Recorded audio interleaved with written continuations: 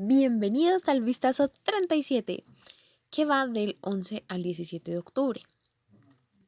Pero como en el pasado no les hablé de un santo, vamos a empezar con el 10 de octubre. Hay muchos santos súper especiales. ¿Conocen alguno? Este santo del 10 de octubre es San Daniel Comboni, misionero y fundador de la Compañía de Hijos del Sagrado Corazón de Jesús, instituto que adoptaría más tarde el nombre de Misioneros Combonianos del Corazón de Jesús en honor a su fundador. ¿Lo conocen? Hace 20 años, el 5 de octubre de 2003, el Papa San Juan Pablo II celebraba la misa de canonización de este eximio misionero. San Daniel Comboni nació en Italia en 1831 en una familia de campesinos. Hizo estudios en Verona en el Colegio San Carlo y pasó al instituto fundado por el padre Nicolás Massa. Allí estudió filosofía y teología y fue allí donde empezó a interesarse por las misiones en África Central. Fue ordenado sacerdote en 1854 y unos años después, lleno del espíritu misionero que Dios suscitó en él, partió rumbo a África. Ahí encontró una realidad caracterizada por la pobreza material y la miseria espiritual, con gente que no conocía a Dios y al mismo tiempo carecía de condiciones básicas para vivir dignamente. Así que él se dedicó a luchar por beneficiarlos en ambos sentidos. El 11 comenzamos con dos santos, San Juan XXIII, llamado Angelo Roncalli, que vivió en 1881 hasta 1963. Tuvo un pontificado breve en 1958, pero cambió el curso de la historia por convocar al Vaticano II, un concilio que no se concibió como los anteriores para denunciar herejías, sino para hacer una puesta a punto general de la Iglesia. La misa dejó de celebrarse en latín y se puso énfasis en que el buen católico no debía limitarse a asistir a misa, sino vivir activamente su fe. El Papa Bueno, como le llamaban, tenía un carácter sencillo y su sentido del humor, con un punto de socarronería. Fue canonizado por el actual pontífice Francisco en 2014. La parroquia se encuentra en la carrera 10A, número 134 a 50. Este es su bello interior. Y también tenemos a Santa María Soledad Torres Acosta. De niña fue a la escuela que las Hijas de la Caridad abrieron en el Hospital de Incurables. Ayudaba en la lechería de sus padres y al mismo tiempo cuidaba a niños de los vecinos, organizándoles juegos para entretenerlos. A los 25 años pidió la admisión como hermana lega en el convento de dominicas, pero tenía que esperar hasta que hubiera lugar. En esa espera conoció los planes de fundación del cura de Chambéry, el padre Miguel Martínez, de una asociación de mujeres para asistir a enfermos en casa. En 1851 reunió a 7 mujeres en comunidad que el 15 de agosto recibieron el hábito y el nombre de Siervas de María. Manuela tenía 27 años y escogió el nombre de María Soledad en honor a la Virgen. A finales de 1853 la pequeña comunidad de siervas llegó a 24. En 1875, con ayuda del obispo Orberá, fundaron una casa en Cuba. A partir de entonces se aceleró el crecimiento de la congregación en España. De 1877 al 87 se pusieron en pie un total de 29 fundaciones. También se les confió el Hospital de San Carlos del Escorial. En la epidemia de cólera del año 1885, las siervas, con Madre Soledad al frente, ayudaron a cuidar a los enfermos. El Papa Pío XII la beatificó el 5 de febrero de 1950 y fue canonizada por el Papa Pablo VI en 1970. La parroquia está en la carrera 31D, número 461. Este es su precioso interior.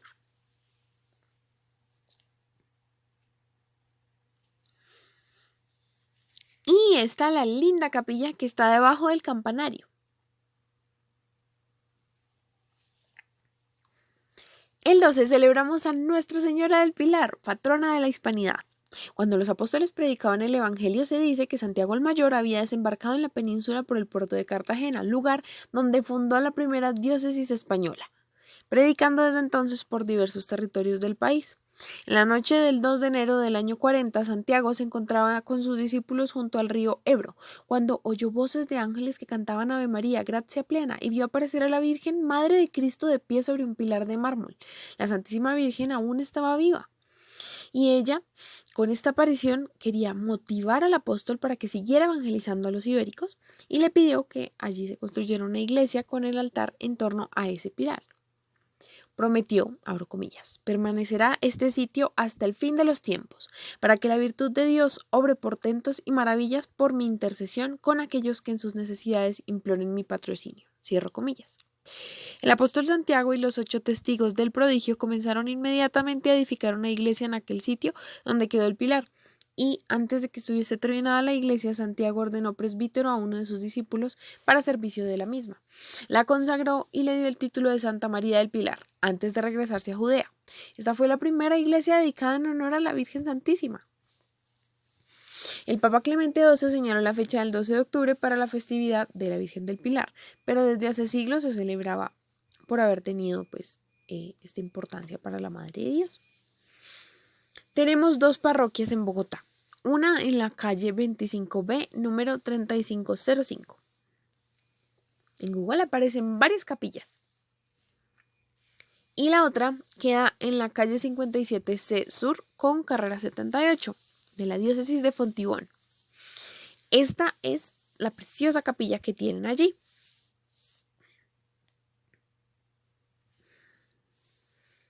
El 13 está San Eduardo, rey inglés, que es venerado como santo por ser un hombre piadoso, amable y amante de la paz. A sus 42 años contrajo matrimonio con Edith, hija del conde Godwino, la mayor amenaza para su reino. La tradición sostiene que San Eduardo y su esposa guardaron perpetua continencia por amor a Dios y como un medio para alcanzar la perfección.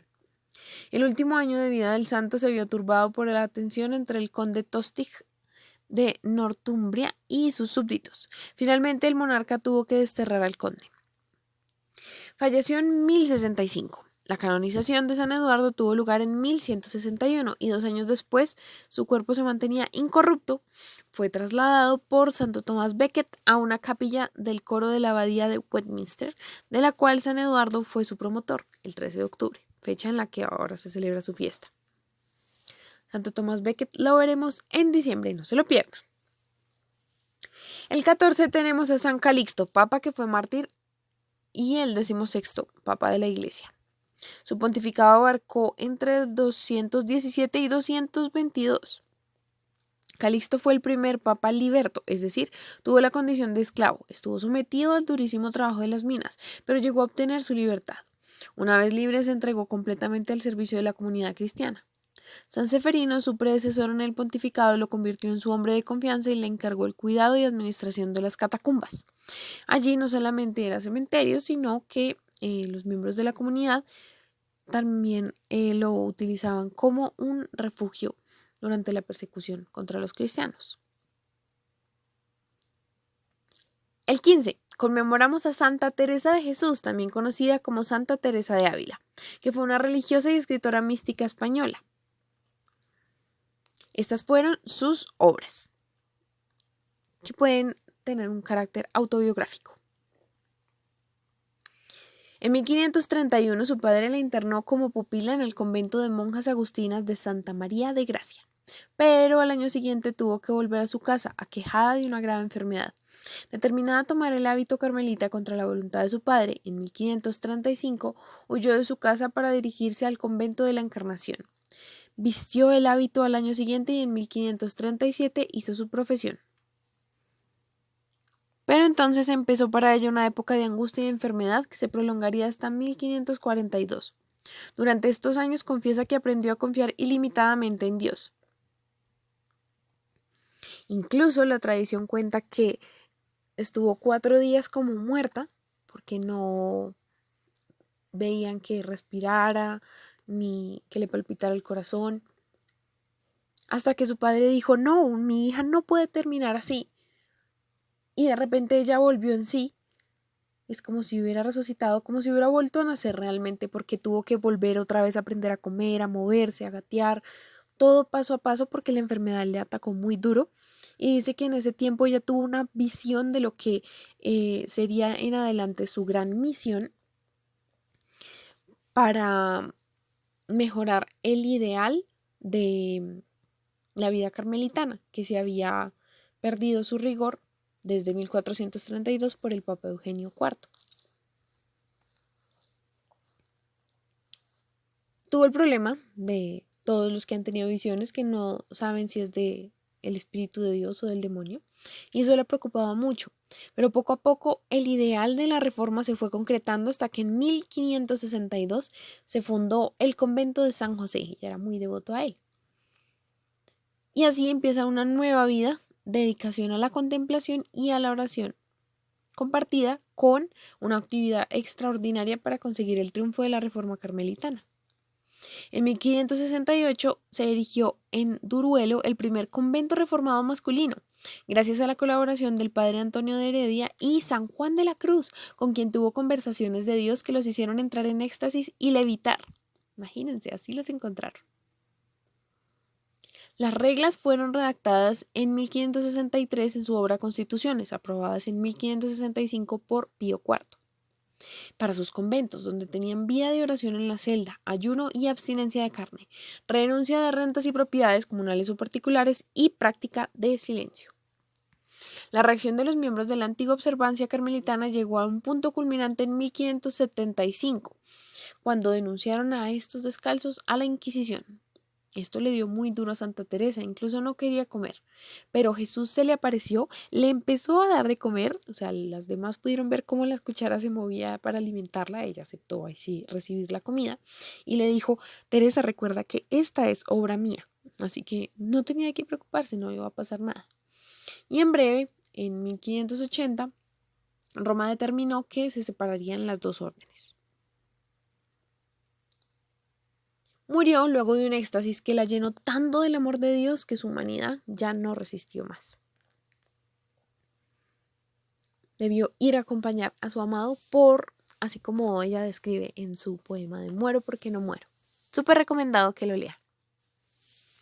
En 1604 se inició el proceso de canonización de Teresa. En 1614 fue declarada beata y en 1622 fue canonizada por Gregorio XV. En 1970 fue proclamada doctora de la Iglesia, siendo la primera mujer que recibía esta distinción. Cada 26 de agosto la familia del Carmelo celebra la fiesta de la Transverberación de Santa Teresa de Jesús, una fiesta de espiritualidad teresiana en la que se conmemora la experiencia mística que vivió en 1562, en la que veía un ángel atravesar su corazón con un dardo de oro encendido. Su corazón se conserva con esa marca. Es increíble cómo Santa Teresa y Santa Teresita ambas sufrieron unas enfermedades a sus 25 y bueno, eso fue lo que acabó con sus vidas, pero pues Santa Teresa de Ávila ya vieron toda la evolución que tuvo después, toda la misión que Dios le tenía diferente. La parroquia en Bogotá se encuentra en la calle 63A, número 1750. El 16 recordamos a dos santos: San Gerardo de Mayela, que perdió a su padre cuando tenía tan solo 12 años, sumiéndose él y su familia en la más absoluta pobreza y abandono. Años más tarde intentó ingresar a la orden de los capuchinos, pero su precaria salud se lo impidió. Así que más tarde fue aceptado como hermano lego en los redentoristas, sirviendo como sacristán, jardinero, portero y sastre, el oficio de su padre. Posteriormente, el santo fue acusado por una mujer embarazada de ser el padre del hijo que esperaba. San Gerardo guardó silencio y no intentó defenderse de esas acusaciones. Su actitud piadosa y silente hizo reflexionar a la mujer, que se retractó y reiteró ante todos la integridad del santo. De esta forma, San Gerardo es considerado como el patrono de las embarazadas. También fue reconocido entre los feligreses por su reputación de buen consejero, por sus sólidos valores y recta moral, además de su caridad y generosidad entre los más necesitados. Falleció en 1755 a causa de una tuberculosis. Fue canonizado el 11 de diciembre de 1904 por el Papa San Pío X. La parroquia está en la calle 62, número 2311, cuya foto tomó de Google. En su interior encontramos esta preciosa forma de exaltar el altar.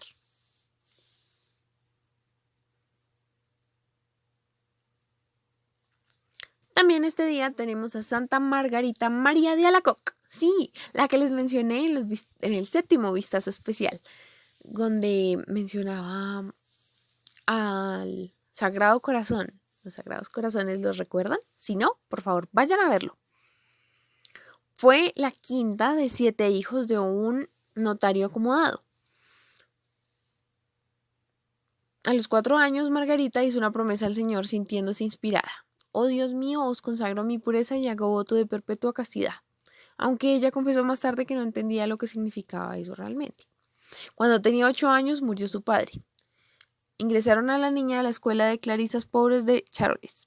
Desde el primer momento se sintió atraída por la vida de las religiosas, en quienes la piedad de Margarita produjo tan buena impresión que le permitieron hacer la primera comunión a los 9 años, lo cual no se acostumbraba en aquella época. 2 años después, Margarita contrajo una dolorosa enfermedad reumática que la obligó a guardar cama hasta los 15 años. Por este motivo tuvo que regresar a su casa. Ya de regreso, Margarita, que estaba muy enferma y sin tener un remedio seguro, buscó alivio en la Virgen Santísima. Le hizo una promesa que si ella le devolvía la salud se haría una de sus hijas, y apenas hizo la promesa recobró la salud. La Virgen la reprende severamente cuando la veía dispuesta a sucumbir ante las terribles luchas que sostenía en su interior. Estando en una ocasión rezando el rosario sentada, se le presentó la Virgen ante ella y le dijo: Hija mía, me admiro que me sirvas con tanta negligencia. Y esto causó tanta impresión en la vida de ella que le sirvió de aviso para toda la vida. Ojalá a nosotros también nos sirva de aviso. Pero la Virgen es también ternura y consuelo. Un día le dijo: Nada temas, tú serás mi verdadera hija y yo seré siempre tu buena madre. Margarita hizo voto de ayunar todos los sábados y de rezar el oficio de su Inmaculada Concepción. Viendo su deseo de radical entrega, la Santísima Virgen le ayuda a alcanzar su meta. Ya sabemos qué hay que hacer para poder alcanzar las metas. Desde la muerte de su padre se había instalado en su casa 2 parientes y una de las hermanas de su papá, quienes habían relegado a segundo término a la mamá de Margarita y habían tomado en sus manos el gobierno de la casa. Entonces ella empezó a dirigir todos sus afectos, su dicha y su consolación al Santísimo Sacramento del altar, pero ni siquiera esto le fue posible libremente, porque la iglesia de su pueblo quedaba a gran distancia y Margarita no podía salir de la casa sin el permiso de sus familiares. Imagínense. En repetidas ocasiones le daban permiso, pero a veces se los negaban. Margarita no solo sufría por ello, sino que además era por ver la condición de su madre, que estaba enferma por una erisipela en su cabeza, que le producía una hinchazón e inflamación muy peligrosa, y se veía muy cerca de la muerte constantemente. Los parientes apenas sí se preocupaban por conseguirle un médico que casi ni le ayudaba. Todos los cuidados los hacía la misma Margarita, casi ni dormía ni comía, y oraba al Señor para tener la fortaleza de afrontar todo esto. Es súper importante que nosotros recordemos hacer lo mismo. Por eso Jesús dijo: pedid y se os dará. Cuando su madre y sus parientes empezaron a hablarle de matrimonio, ella solo sintió temor porque no quería ir en contra del voto de entrega exclusivo a Dios. Pero era grande la presión que ya no solamente eran ellos, sino que además tenía un montón de pretendientes. Su madre le insistía llorando porque veía en esto la esperanza de mejorar sus condiciones económicas. Así que Margarita empezó a mirar el mundo, a arreglarse para ser del agrado de los que la buscaban, procuraba divertirse lo más que podía, pero después de un tiempo de estar en juegos y pasatiempos, el Señor la llamó a su corazón. Cuando ella se apartaba un poco para recogerse, el Señor le hacía severas reprensiones, con las que sufría horriblemente. Finalmente el Divino Maestro se le aparece todo desfigurado como en su flagelación y le dice: ¿y bien querrás gozar de este placer? Yo no gocé jamás de ninguno, y me entregué a todo género de amarguras por tu amor y por ganar tu corazón. ¿Querrás ahora disputármelo? Increíble como para que nosotros también nos recordemos ante la tentación, para no caer. Comprendió ella que era su vanidad la que había reducido al Señor a tal estado, que estaba ella perdiendo un tiempo tan precioso del cual se le pediría después una cuenta rigurosa en la hora de su muerte. Y con esta gracia extraordinaria revivió en ella el deseo de la vida religiosa, con tal ardor que resolvió abrazarla a costa de cualquier cosa, aunque pasaron 5 años para que pudiera lograrlo. Cuando sus parientes por fin se dieron cuenta de la firmeza de ella, la enviaron a la casa de unos tíos que tenían una hija religiosa de la Orden de las Ursulinas, pero Margarita no sentía que era ahí donde el Señor la quería, y sentía en su corazón una voz que le decía: no es ahí donde te quiero, sino en Santa María. Una vez, viendo ella un cuadro de San Francisco de Sales, le pareció que le dirigía una mirada tan paternal, amorosa, que la llamó para ser hija. Sintió que debía ella ser de la orden que este santo había fundado junto con Santa Juana de Chantal, las visitandinas. Sentía mucho atracción por esto porque era en honor a la Santísima Virgen, era por el misterio de la visitación. Ingresó en 1671. Sus superiores le indicaron que sus formas de espiritualidad sobrenatural no iban con el espíritu de la visitación. Miraban con recelo sus experiencias como sujetas a la ilusión, al engaño. Pero entonces el Señor le dijo: di a tu superiora que te haré más útil a la religión de lo que ella piensa, pero de una manera que aún no es conocida sino por mí. Y en adelante adaptaré mis gracias al espíritu de la regla, a la voluntad de tus superioras y a tu debilidad, de suerte que has de tener por sospechoso cuanto te separe de la práctica exacta de la regla, la cual quiero que prefieras a todo. Imagínense cómo le da de prioridad a ese tipo de cosas, de normas, cómo respeta él, Dios mismo, todo eso porque él mismo lo ha inspirado. El 27 de diciembre de 1673, día de San Juan, el apóstol, Margarita María, que tenía solo 14 meses de profesa y 26 años de edad, estaba como de costumbre arrodillada ante el Señor en el Santísimo Sacramento expuesto en la capilla. Era el momento de la primera gran revelación del Señor. Ella lo cuenta, que estando delante del Santísimo se encontró toda penetrada por su divina presencia. El Señor la hizo reposar por muy largo rato sobre su pecho divino, en el cual le descubrió todas las maravillas de su amor y los secretos inexplicables de su corazón sagrado.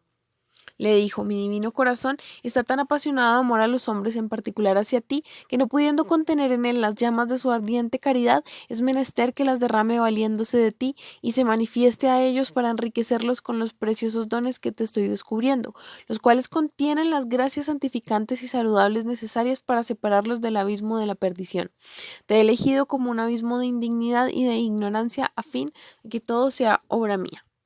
Vamos a hacer un recorderis rápido de las 4 apariciones que hubo del Sagrado Corazón.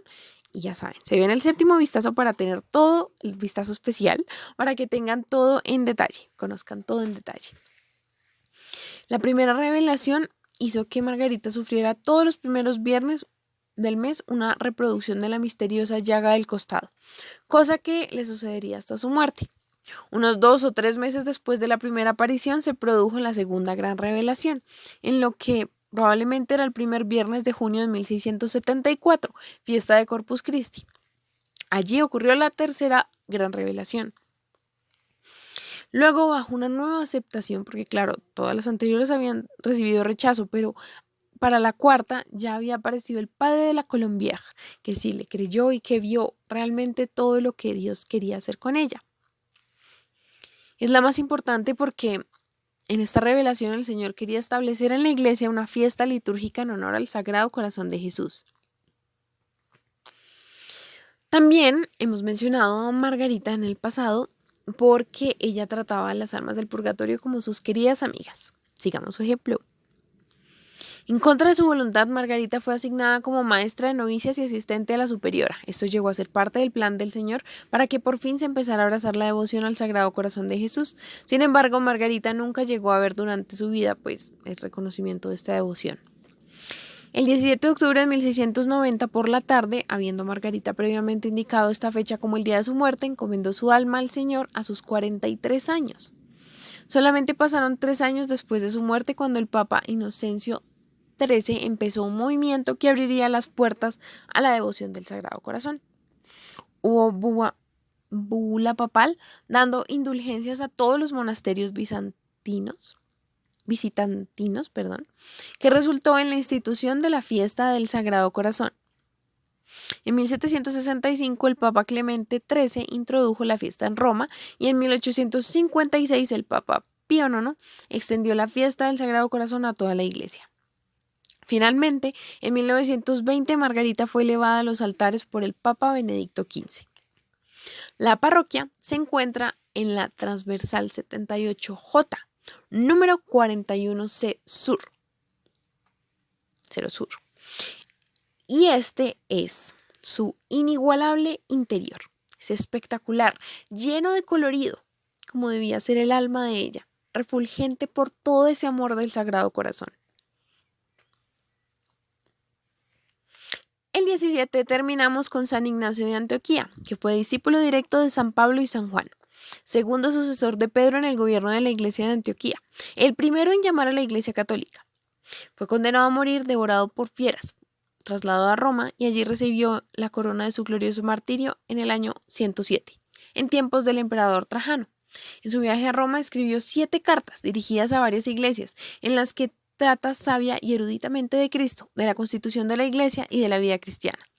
Los restos del mártir fueron llevados a Antioquía, donde, para ser venerados, al principio de un modo que no llamara la atención, estaban en un cementerio fuera de la puerta de Dafnis. Esto lo refiere San Jerónimo en lo que escribió en el 392. La parroquia está en la transversal 68C, número 32 Sur, con 34 Sur, cuya foto tomó de Google. Muchas gracias por terminar este vistazo con estas increíbles historias de los santos. Dios los bendiga.